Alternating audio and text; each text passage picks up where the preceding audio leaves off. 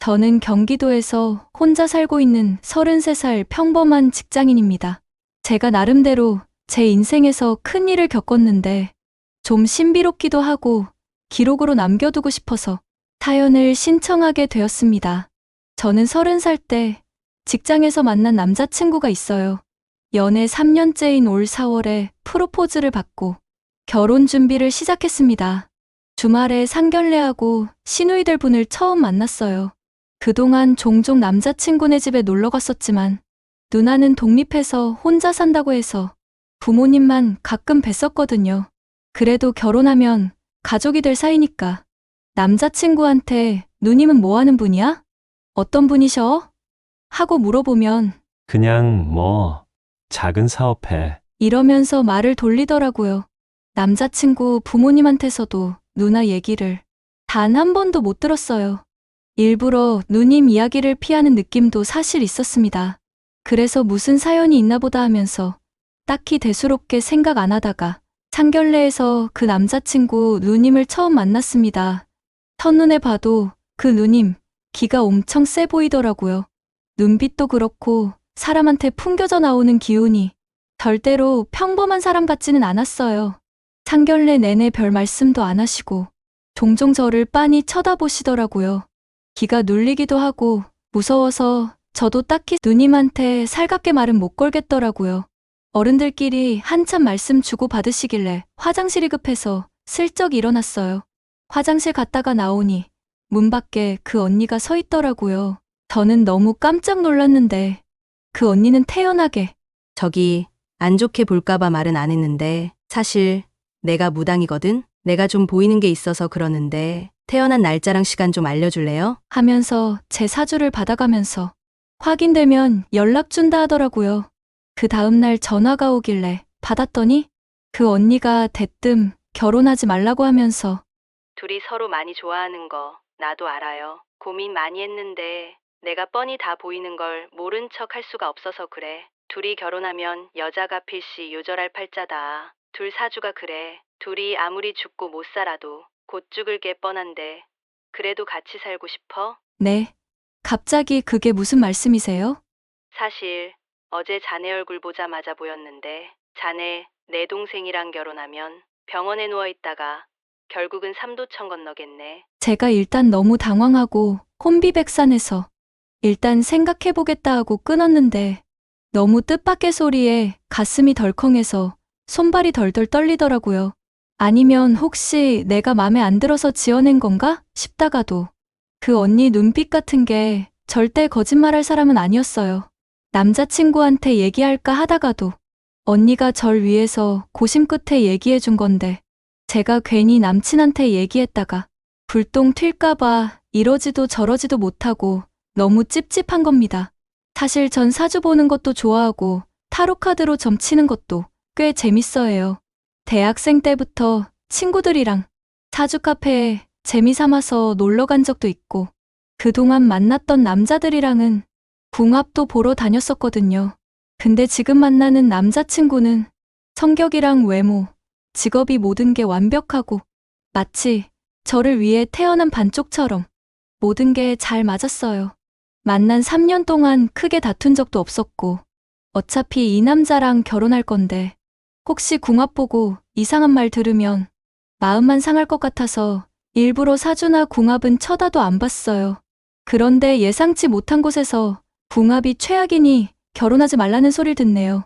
결혼하면 요절한다는 말만 머릿속에 계속 맴돌고 아무것도 손에 잡히지가 않아서 언니한테 다시 연락했더니 기다렸다는 듯이 위치를 알려주시더라고요.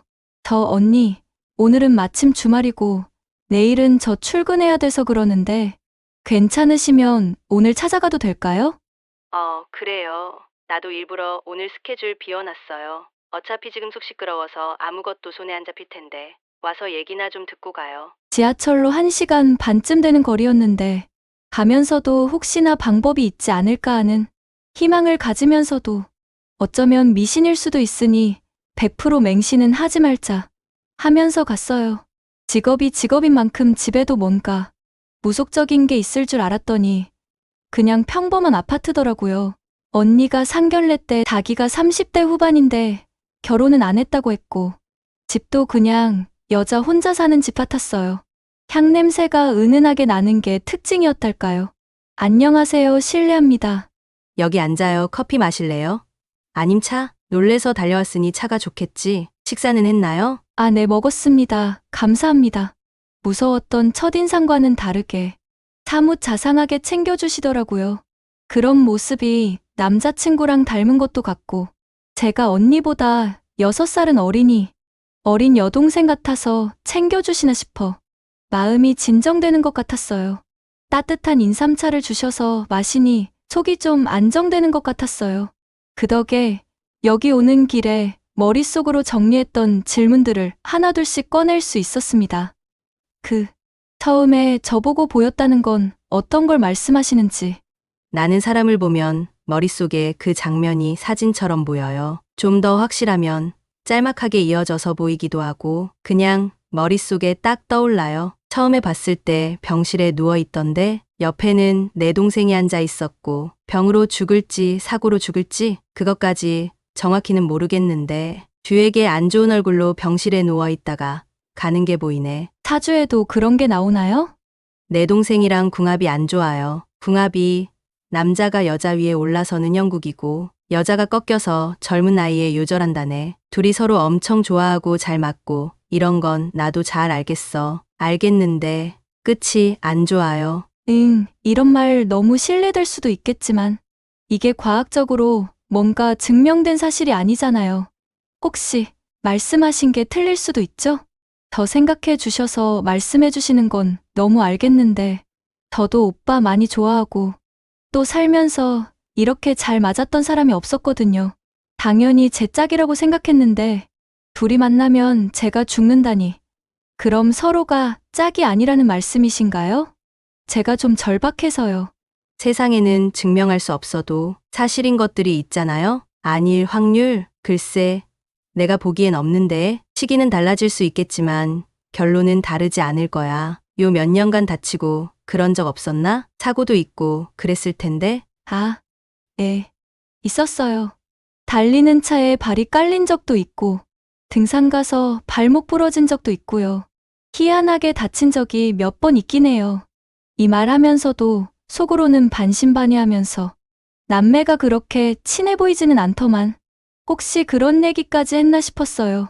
나도 내 동생 호래비 만들 생각 없고 자네도 이렇게 어리고 예쁜데 결혼 잘못해서 요절하면 아깝잖아. 서로만 피하면 그래도 평범하게 살아갈 텐데 알면서도 일부러 무덤 팔 일 있어? 자네 외동딸이라면서 부모님 연세도 있으시던데 부모님 가슴에 대 못 박지 말고 잘 살아야지.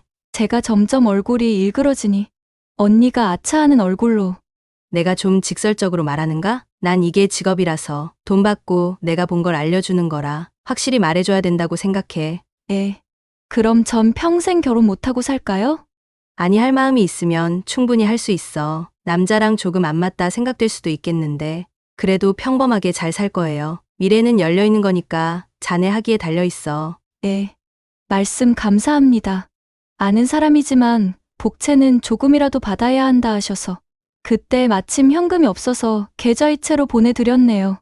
인사하고 문 닫고 나오려는데 갑자기 저를 잡더니 이건 팁인데 혹시 배 안 좋지 않아? 여성 쪽 말이야. 좀 안 좋아 보이네. 병원 한번 가봐요. 하는 겁니다. 이건 또 무슨 소린가 싶어서. 네? 아, 네, 알겠습니다. 감사합니다. 하고 나왔습니다. 가족이 될 수도 있는데도 굳이 돈을 받네. 원래 그런 건가 싶기도 하고 이런 식으로 쫌쫌따리 한두 푼씩 돈 버는 건가? 이런저런 생각을 하면서 집에 왔어요. 집에 오니 기가 다 빨려서 두통약 하나 먹고 잠들었습니다. 주중에는 남자친구를 만나서 데이트를 했어요. 그러다가 혹시 오빠 누님 말이야. 무당이야? 이랬더니 조금 당황하면서 어떻게 알아? 누나를 만났어? 아니 그 상견례 때 화장실에서 마주쳤어. 근데 왜 지금까지 말 안 해줬어? 그 평범한 직업은 아니잖아. 가족이 무당이라면 너가 싫어할 수도 있고 너 만나기 몇 년 전에 그렇게 돼서 지금은 집 나가서 혼자 살아. 근데 갑자기 왜? 아니 그냥 그럴 수도 있는데 인상이 뭔가 세 보이시고 난 상견례에서 처음 봤잖아. 기억에 남았었는데 궁금해서 물어봤어. 혹시 용하신가? 글쎄, 뭐, 나나 부모님이나 교회 다니니까 그런 건 안 믿어서. 그래도 월급쟁이로 살다가 혼자 아파트 사서 살 정도면 능력은 있는 편일걸? 그 말에 속으로 그래도 좀 용한 편인가 보네 생각하면서 그 언니가 병원 가보라 했던 게 떠올라서 집에 돌아가는 길에 전화로 산부인과 예약했어요. 마지막으로 검진받은 지도 10년은 넘은 것 같아서 언젠가 해야 될 거 겸사겸사라고 생각했어요. 요 근래에 생리불순이 있긴 했는데 스트레스 때문인가 싶어서 대수롭지 않게 생각했거든요.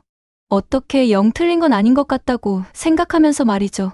병원 예약한 날 가서 진료를 받으니 의사가 한동안 진지하게 초음파 화면을 보더니 큰 병원으로 가보라는 겁니다. 덜컥 겁이 나서 큰 병원 가서 검사 받았어요. 여기 의사 선생님 표정도 안 좋더라고요. 저 선생님, 저 무슨 문제 있나요? 난소 한쪽에 종양이 보여요. 암입니다. 난소암 1기네요. 그 말을 듣는 순간 정말 온몸에 소름이 쫙 돋더라고요. 그 언니는 어떻게 이런 것까지 알았지? 나 그 언니 아니었으면 암인 것도 모르고 살았겠네. 아니 정말 결혼하면 죽을 수도 있겠다 싶더니 점점 정말 결혼하면 제가 죽을 거라는 확신이 들기 시작하는 거예요. 그 언니가 말해준 대로 했더니 정말 눈에 보이는 결과가 나왔잖아요. 의사가 암이지만 정말 초기에 오셔서 검사를 잘 받으셨네요. 종양이 있는 건 유감이지만 운이 좋으셨다고 봐도 되겠어요. 난소암은 초기 증상도 거의 없는 편이라 암 진단 받으면 이미 늦은 경우가 많거든요. 이 암은 늦게 발견할수록 희망이 낮아지는 위험한 암이에요. 이래서 정기검진이 중요한 겁니다. 요새 젊은 사람들 검진 잘 안 받으려 하는데 잘하셨네요. 하시네요. 어쩔 수 없이 난소 한쪽은 잘라내야 할 것 같네요. 수술 받고 나서 항암 치료하기로 했습니다.